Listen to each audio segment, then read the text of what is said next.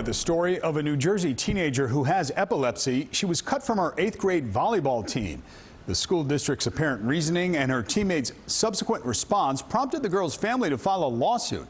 And tonight her father is speaking only to News 4's Checkey Beckford.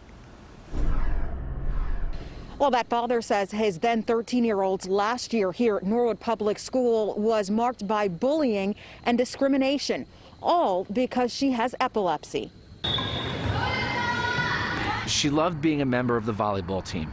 Okay, it was something where she felt accepted. But despite playing 2 years on the Norwood volleyball team, Justin Pugliotti says some of his daughter's teammates turned on her after the school cut her during 8th grade tryouts. For the sole reason that Ella's epilepsy and Ella's health would have caused the district money to have a nurse present at practices and at games. That's the instruction Pugliotti says a school staffer told him was given to coaches by an administrator. He says Ella was the only one of 4 8th graders who tried out who was cut. He complained to the principal and superintendent, who he says put her back on the team just days later, but the damage had already been done. When she was allowed back on the team, she was mocked, she was made fun of. This didn't last a day, it didn't last a week, it lasted throughout the year.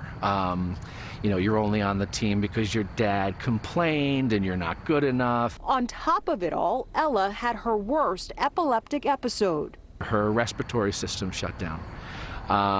And she was actually put on a ventilator. It was in an induced coma. Pugliotti now suing the school district for their handling of the situation he blames for starting the bullying.